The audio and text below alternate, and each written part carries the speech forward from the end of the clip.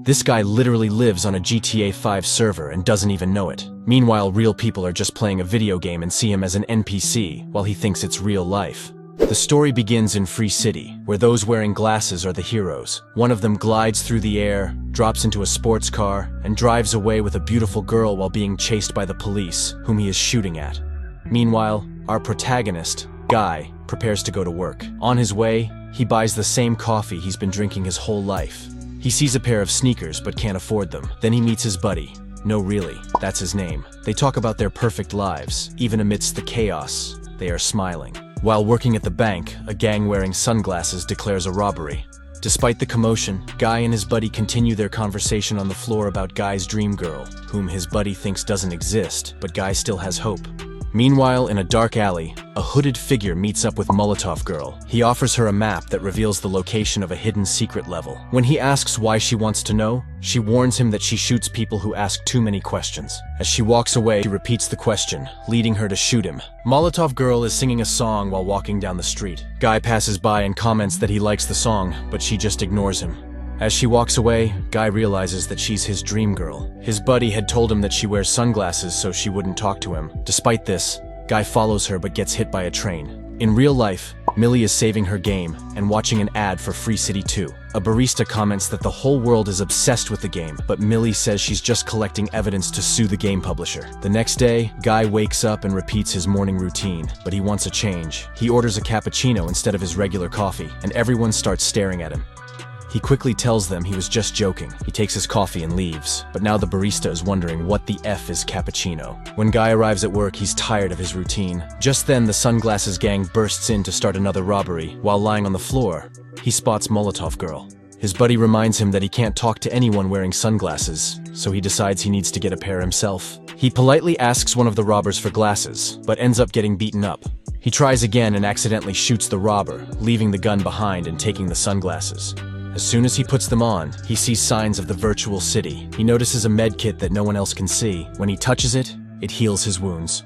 Another person wearing sunglasses falls from the sky, and virtual cash appears on their body. Guy collects the cash, and it is instantly transferred to his bank account. Meanwhile, in the office where the game is developed, a guy named Keys shows his friend Mouser how an NPC killed a regular player. They think Guy is a real player using an NPC skin, so Keys tries to ban him but is unsuccessful.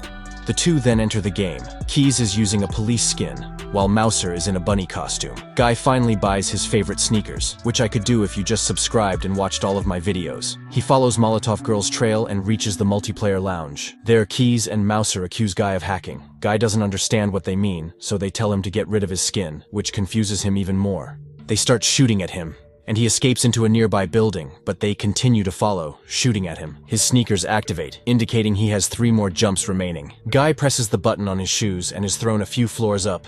He jumps again but crashes into the ceiling.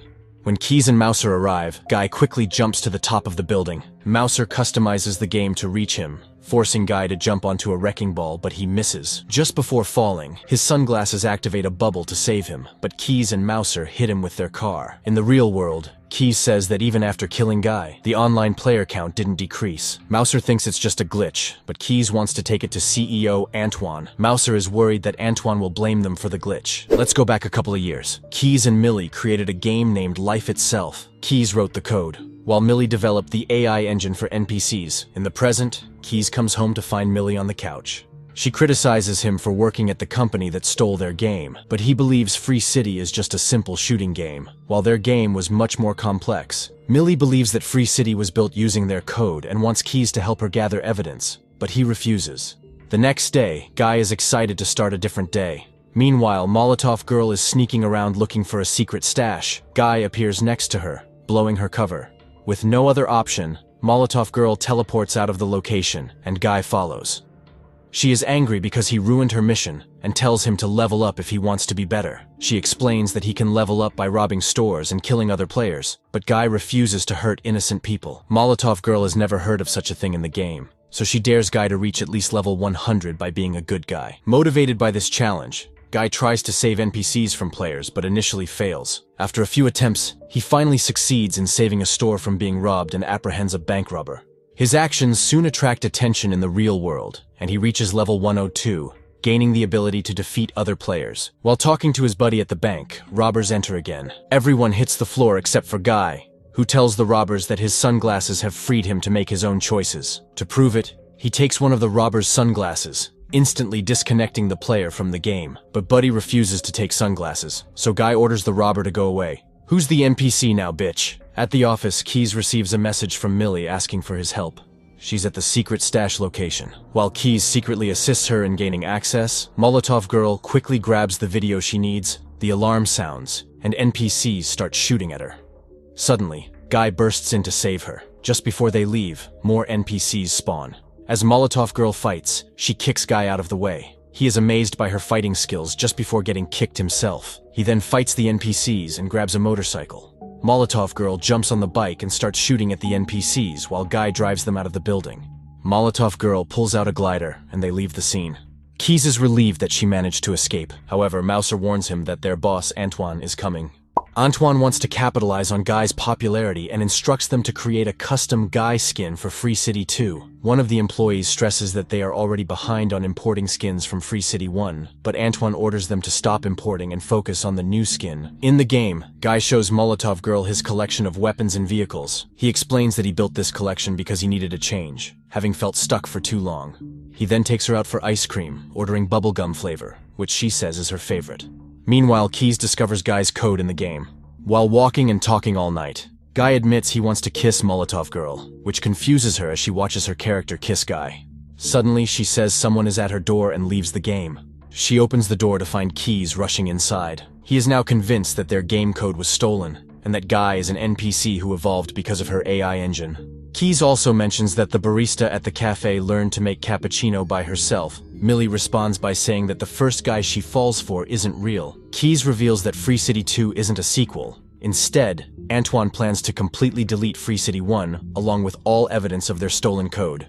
Keys wants to find the original build of life itself inside the game with Guy's help, but Millie thinks it's not wise to tell him the truth. Keys believes Guy will want to save his world. Later, Molotov Girl takes Guy to the multiplayer lounge and tells him that everything is a video game. Everyone in the lounge is a player except for Guy. She explains that his world is about to be deleted, but he doesn't listen. He insists that he is meant to be more and was inspired by meeting her, even though he is not a real person.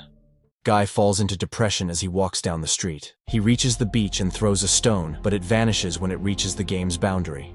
He then announces to all NPCs that they are all fake people, but he gets run over, and everyone ignores him.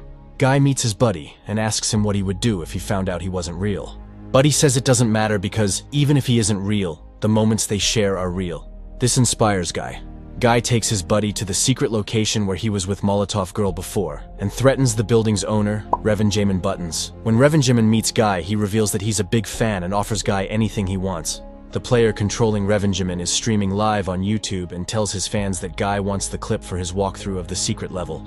Revenjamin gives Guy the clip, but informs him that the glitch he used to enter the level has been fixed, so they can't go in. Later, Guy gives the clip to Molotov Girl.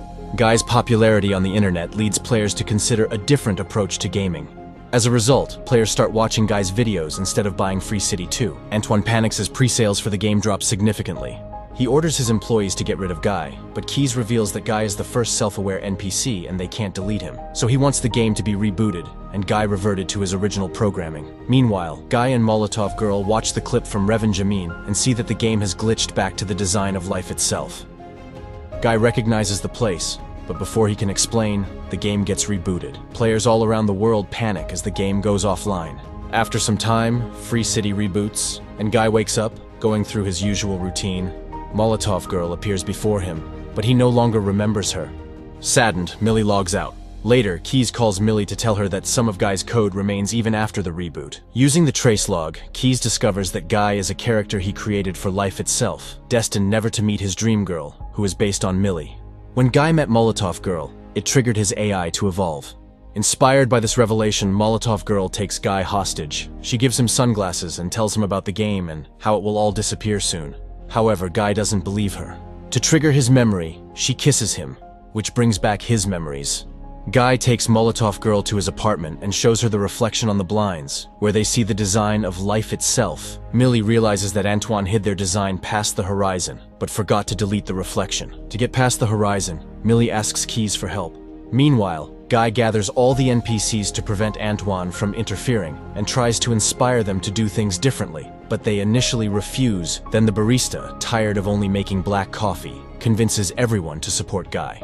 Players around the city are confused as all NPCs disappear. Antoine's assistant finds a clip of Guy's conversation with Reverend Jamin, proving that Millie is cooperating with Guy. Antoine orders Mouser to boot Millie's character out, but her player account is protected. He then orders Mouser to have her character killed, but since all NPCs are no longer following their programming, he can't send them to kill Molotov Girl. Antoine then orders Mouser to turn off respawn and destroy the game, even if it means all players will be permanently killed. Suddenly, Free City starts collapsing, closing in on Guy and Millie. Guy navigates through the city, dodging debris and cars thrown at them, while Keys creates a bridge across the city to help them reach the beach. Antoine orders them to unleash the Dude, a character still in progress. He calls Keys and scolds him for helping Millie find their code. Antoine admits he stole the code from life itself, but only because he predicted the game would fail. Hearing this, Keys activates the bridge to help them cross to the beach.